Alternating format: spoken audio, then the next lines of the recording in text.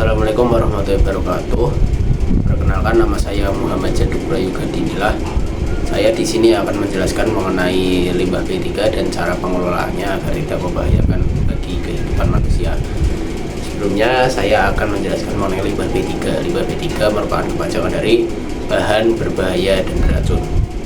Dikarenakan bahan ini merupakan bahan berbahaya dan beracun, maka limbah B3 ini harus dikelola dengan tepat.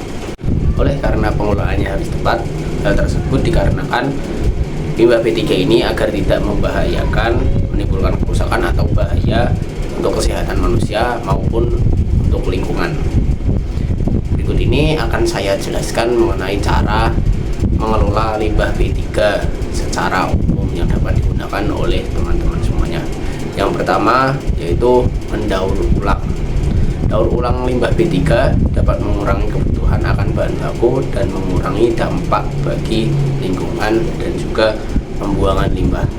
Mendaur ulang ini dapat digunakan ketika bahan limbah B3 ini seperti baterai, lalu kemudian logam, kemudian kertas. Hal tersebut dikarenakan bahan-bahan ini dapat diurai kembali, dapat digunakan kembali jika dikelola dengan baik dan benar.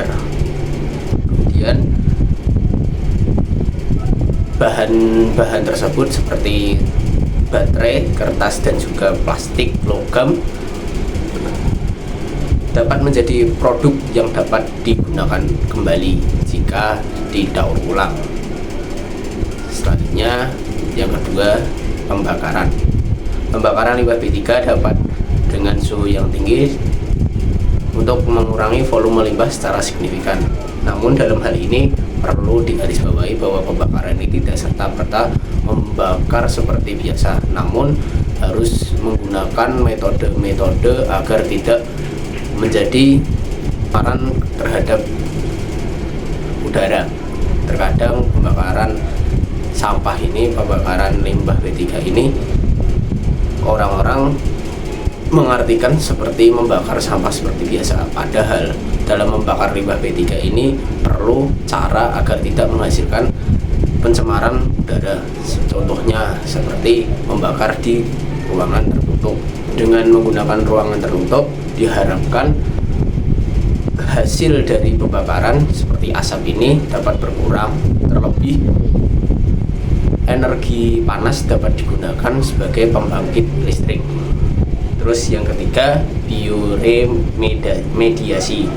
Bioremediasi ini merupakan pengolahan limbah B3 dengan cara mengurai dari atau mikroorganisme lain untuk mendegradasi atau mengurai limbah B3. Namun dalam hal ini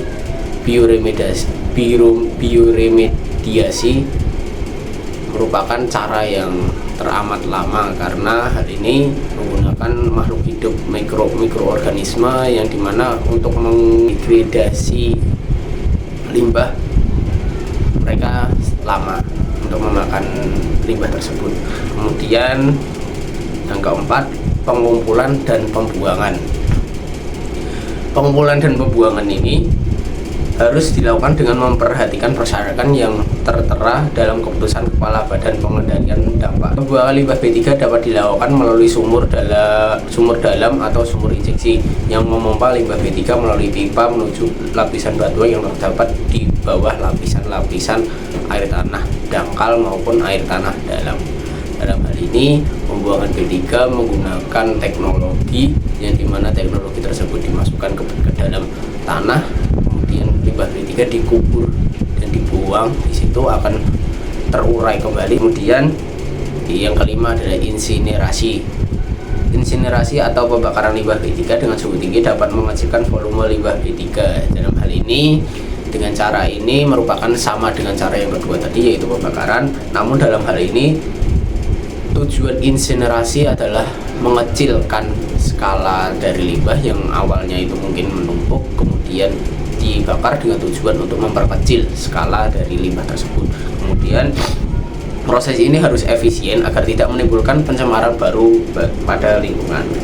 Dalam sintetis, pengelolaan limbah B3 harus dilakukan dengan memperhatikan prinsip-prinsip pengolahan limbah yang mencakup penyimpanan, pengumpulan, pemanfaatan, pengangkutan, dan pengelolaan limbah B3 serta penimbunan hasil pengolahan tersebut.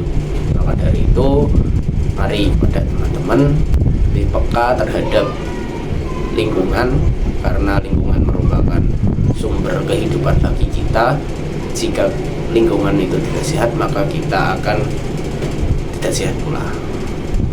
Monggo teman-teman untuk dapat mengolah limbah B3 seefisien mungkin dan menggunakan limbah B3 dengan sebaik-baiknya.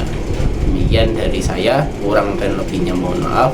Jika terdapat kesalahan dari saya, itu merupakan kesalahan saya sendiri. Jika ada kebenaran yang saya ucapkan, itu merupakan berasal dari Allah Subhanahu wa taala. Demikian, wassalamualaikum warahmatullahi wabarakatuh.